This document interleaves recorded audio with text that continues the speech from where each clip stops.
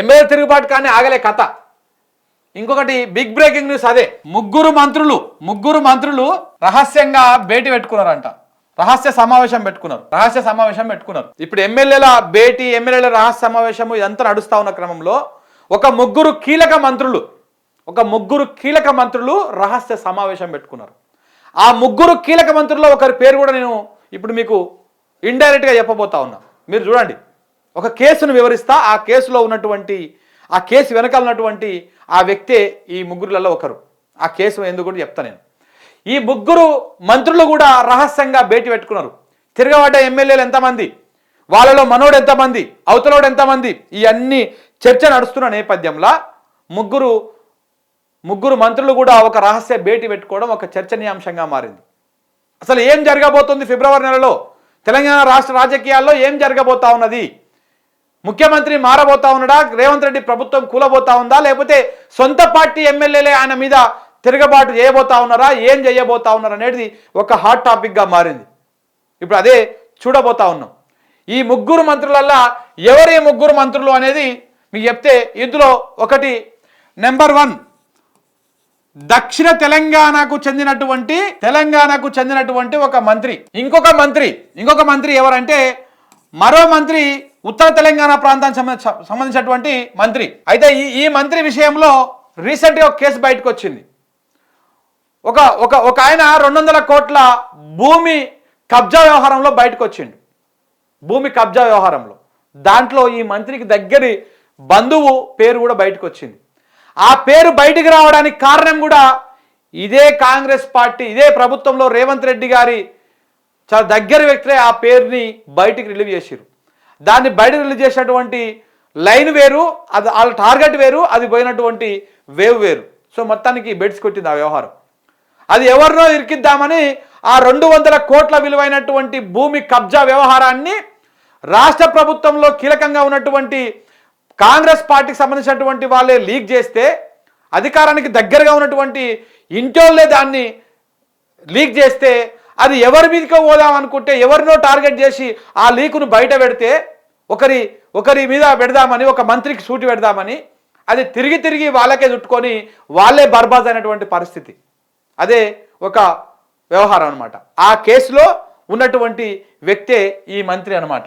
ఈ మంత్రి ఇంకొక మంత్రి ఎవరు అనేది ఇంకా సస్పెన్షన్గా ఉంది. ఎవరు అనేది ఈ ఇద్దరి మంత్రి మాకు క్లారిటీ ఉన్నది. ఈయన ముగ్గురు కూడా రహస్య సమావేశం పెట్టుకున్నారంట.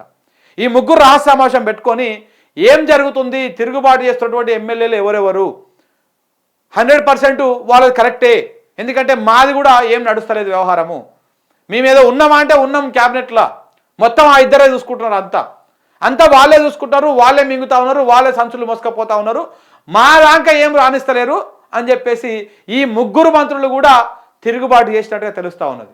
ఇక ఈ దక్షిణ తెలంగాణకు సంబంధించినటువంటి మంత్రి అయితే ₹1,00,000 కూడా వదిలిపెడతలేడంట. ₹1,00,000 సంచులు పంపిస్తా, ఎంతో కొంతరా, మస్తు ఖర్చు పెట్టినా, నేను 2 సార్లు ప్రభుత్వం వస్తా అనుకోని మస్తు ఖర్చు పెట్టినా, ఎంత వస్తే అంత, 1,00,000 వస్తే 1,00,000 పట్టుకరా, 2 లక్షలు వస్తే 2 లక్షలు పట్టుకరా, 3 వస్తే 3 పట్టుకరా అని చెప్పేసి పంపిస్తా ఉన్నాడంట అనుచరులని వసూళ్ల పర్వానికి. అంటే ఆ స్థాయికి అయిపోయింది. అవి కూడా రాకుండా చేస్తా ఉన్నారంట ఈ నెంబర్ 1, నెంబర్ 2లు. దాంతో ఈయన తిరుగుబాటు జెండాకి పూనుకున్నాడు. ఇవాళ ఈ తిరుగుబాటు ఎమ్మెల్యేలను లీడ్ చేస్తున్నటువంటి వ్యక్తులలో కూడా ఒక కీలక వ్యక్తి ఈయన అనుచరుడే. సో ఈ వ్యవహారం అంతా నడుస్తూ ఉందన్నమాట. ఈ ముగ్గురు మంత్రులు కూడా ప్రభుత్వం మీద తిరుగుబాటు చేస్తున్నారా అనేటువంటి అనుమానాలు వస్తూ ఉన్నాయి. మరి ఎప్పుడు ఏ రకంగా ఉండబోతా ఉన్నది, రాజకీయాల్లో ఏ క్షణమైన ఒక సంచలనం జరగబోతా ఉంది. మీరు ఒక్కసారి సినారియో చూడండి. 1,78,000 కోట్ల పెట్టుబడులను మేము తీసుకొచ్చినాము అని చెప్పేసి రేవంత్ రెడ్డి బ్యాచ్ ప్రచారం స్టార్ట్ చేసింది మొత్తం సోషల్ మీడియాలో. ఇక తెలంగాణ, హైదరాబాద్లో అయితే ఏడ చూసినా హోర్డింగ్లే, పెద్ద హోర్డింగ్లు, ఏదో 1,78,000 కోట్లు మోసుకొచ్చినట్టు ఆ ట్రక్కులల్లో ఏదో పెద్ద హోర్డింగులు పెట్టిరు, పెద్ద హోర్డింగ్లు పెట్టి ప్రచారం చేసిరు. ఇది చేసిరు కదా, ఈ హోర్డింగ్ల ప్రచారం ముగిసలే ఒక పోల్ పెట్టిరు. పోల్లో కాంగ్రెస్ పార్టీకి, అధికార కాంగ్రెస్ పార్టీకి 33%, బీఆర్ఎస్ పార్టీకి 67% రిజల్ట్స్ వచ్చినాయి. మళ్ళీ ఈ పోల్ పెట్టింది ఎక్కడ? ఏనో ఎవరో మీడియా సంస్థనో లేకపోతే ఏదో సర్వే ఏజెన్సీ సంస్థనో పెడితే దాని పెద్ద ప్రియారిటీ ఉండదు. కానీ కాంగ్రెస్ అధికారిక హ్యాండిల్ పెట్టింది ఈ పోలు పెట్టింది ఎవరు, పోలు పెట్టించింది ఎవరు అనేది ఇప్పుడు పెద్ద సస్పెన్షన్. రేవంత్ రెడ్డికి వ్యతిరేకంగా రిజల్ట్ వస్తుందని తెలిసే ఈ పోలు పెట్టిర్రు అనేది ఒక సమాచారం. ఇదంతా దేనికోసము? రేవంత్ రెడ్డి దుందుడుకు తగ్గించడం కోసం. రేవంత్ రెడ్డి చేస్తున్నటువంటి ఒంటెత్తు పోకడలు, ఆయన ఏకపక్షంగా తీసుకున్న నిర్ణయాలను కట్టడి చేయడం కోసం చేస్తున్నటువంటి కార్యక్రమాన్ని అదే కాంగ్రెస్ వాళ్ళు చెప్తా ఉన్నారు. సో ఇట్లా పోల్ పెట్టేసి ఎంత డ్యామేజ్ కావాలో అంత డ్యామేజ్ చేశారు. రేవంత్ రెడ్డి 1,78,000 కోట్ల పెట్టుబడులు తెచ్చిండు అని ప్రచారం చేసుకున్నటువంటి అవకాశం లేకుండా ఎంత డ్యామేజ్ కావాలో అంత డ్యామేజ్ చేసినటువంటి ప్రయత్నము ఇది చేశారు. ఇది అయిపోయిన తర్వాత వెంటనే ఎమ్మెల్యేల తిరుగుబాటు. ఇది ఒకటవది, ఇది రెండవది, ఇది మూడవది. ఎమ్మెల్యేల తిరుగుబాటు మీరు చూడండి, అన్నిటికీ సినారియో లింక్ ఉంటుంది. ఎమ్మెల్యేల తిరుగుబాటు శనివారం నుంచి ఇదే సినిమా నడుస్తూ ఉంది. నిన్న మొన్న శుక్రవారం నైటు, శనివారం నిన్న, ఇవాళ ఆదివారం, ఇవాళ కూడా అదే నడుస్తూ ఉన్నది. ఇవాళ కొత్తగా ఇంకొకటి ముగ్గురు మినిస్టర్లు,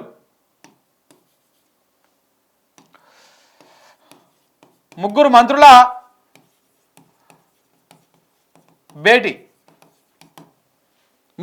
భేటీ.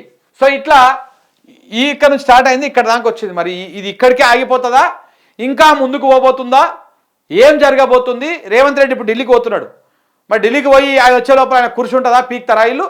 ఇప్పటికే రేవంత్ రెడ్డికి చూడండి, మీకు రేవంత్ రెడ్డికి ఇప్పటికే Rahul Gandhi no appointment, Sonia Gandhi no appointment, Priyanka Gandhi no appointment. దాదాపు సంవత్సర కాలం అవుతుంది కలవడం అంటే ఏదో గుంపుల గోవిందలాగా కాదు, 1-to-1 మీటింగ్ లేదు ఇప్పటిదాకా. ఎంత ప్రయత్నం చేసినా కానీ కలుస్తలేడు. మల్లికార్జున ఖర్గే రేవంత్ రెడ్డి పేరు చెప్తేనే కంగున కలయితా ఉన్నాడంట. సో కాబట్టి ఏఐసిసిలో అధిష్టానానికి దగ్గరగా ఉన్నటువంటి ఏ ఒక్కరు కూడా మన రేవంత్ రెడ్డిని కలిసేటువంటి అది చేస్తలేరు, వాళ్ళకి అపాయింట్మెంటే ఇస్తలేరు ఆయనకు. ఎందుకు అంటే ఈయన బీజేపీ బోన్లోకి వెళ్ళిపోయాడని వాళ్ళు గ్రహించారు కాబట్టి, బీజేపీ కోవట్ లెక్క వాళ్ళు ఫీల్ అవుతున్నారు కాబట్టి, రేవంత్ రెడ్డి బీజేపీ కోవట్ అని చెప్పేసి వాళ్ళు అనుకుంటున్నారు కాబట్టి, వాళ్ళు అనుమానిస్తున్నారు కాబట్టి, ఈ రకంగా వాళ్ళు ఎవరు కూడా అపాయింట్మెంట్ ఇస్తలేరు, ఎవరు కూడా ఇలాంటి విషయాలు ఆయనకు చెప్తలేరు. ఇప్పుడు రేవంత్ రెడ్డిని తప్పక భరిస్తూ ఉంది కాంగ్రెస్ పార్టీ అధిష్టానం.